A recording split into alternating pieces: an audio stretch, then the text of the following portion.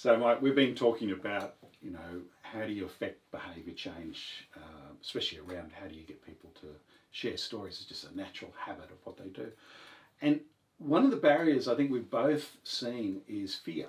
Yes. Right? It sort of sits underneath there as something that's bouncing along that stops people from doing things. And I know from your perspective, when have you seen that play out in organisations? And Yeah, well, I actually think that fear is a fundamental aspect of sales. yes, Because salespeople, maybe more than most departments in an organisation, have to put themselves out there and reach out Yep. to connect to people, so you can be rejected. And just reminds me so much. I had a very bright sales guy, also technically very strong sales guy when I was Yep. working in telecommunications, and he was based up in Brisbane.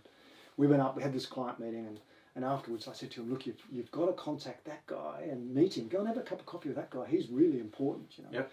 And then every time we did an opportunity review, like month after month, did you meet that guy? He hadn't, right? Yeah. Why haven't you met that guy, And eventually he got sick of me badgering him. Yep. And the next meeting I said, have you met that guy? He said, yes. I called him. He said, we're mates now. We go mountain biking together. He's got kids the same age as mine, and I'm going around to his place for dinner. And I'm like, oh, damn! Why didn't you do it earlier? Yeah. And I think, I think we have this sort of image of ourselves and what's going to happen in the future. And Yes. we worry about Projecting getting rejected. Yep.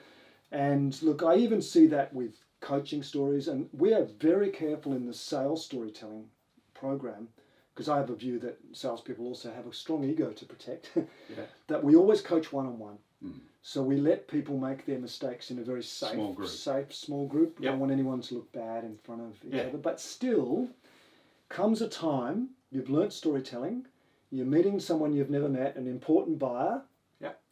and you need to put a story out there Yes. to introduce yourself. And Yeah. it takes some courage. I think it does take courage, and there's so many little sayings that people have in the back of their mind that stop them from trying out storytelling.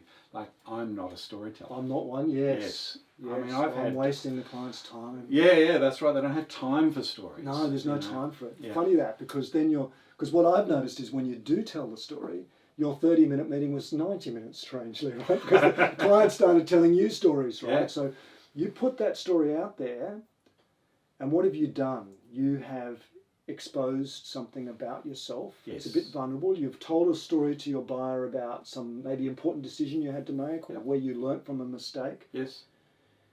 And the buyer suddenly gets a sense of what kind of person you are. And they'll tell you a story, and it's amazing how their story will be sort of similar. Yes. And then you get some magic comment like, let's go to the whiteboard and talk about this. And suddenly you're connected, right? Yeah. But it was because you had the courage to That's put right. that story first. You have to shoot first. It's such a strong thing. I remember coaching a president of a very large company up in China, and he was from the Netherlands, this guy, and real engineering sort of fella.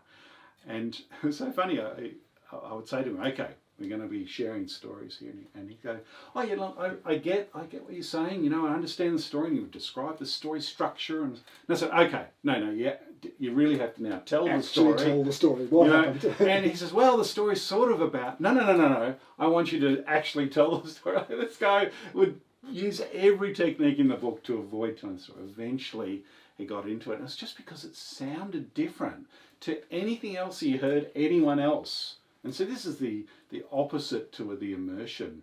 When you're surrounded by people who don't tell stories, it feels so different when you're jumping in and telling a story. It is a leap of faith, right? It does. And it's funny you should say that, because last night we coached a story competition for one of our big corporate clients. Yep. And they were brilliant. They did a fantastic job. Yep. And at the end of each team, I ask us kind of a client question that I'm looking for them to try to respond back with a story.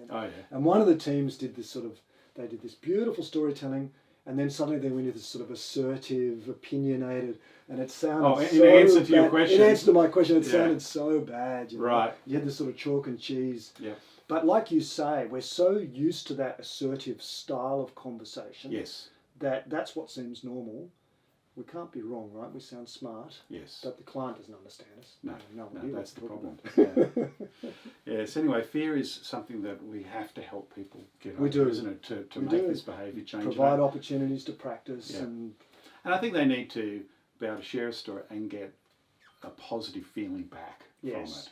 And I tell you, once they've done it a few times and have got that, it becomes, I think Stephen Denning actually pointed this out in one of the titles of his books many years ago, is it becomes the secret language of leadership or the secret language of sales. Yes. And in fact, I remember years ago running a big workshop, and at the end of the workshop, one of the leaders came up to me and he sort of pulled me over. He was a shorter guy and pulled me kind of down and whispered in my ear, and he says, "I resent you." I went, "Oh my God, what's going on here?" And he says, "You're giving away all my secrets." and I think this is what it is, like once you know, it is a different way of communicating. It truly is the secret language of sales, and it's even a secret to some of the top salespeople who do it. Like they don't know they're doing it, but it truly is the secret. Most definitely. Yeah. Anyway, get away from that fear. That's the first step. Exactly. Thanks, Shawn.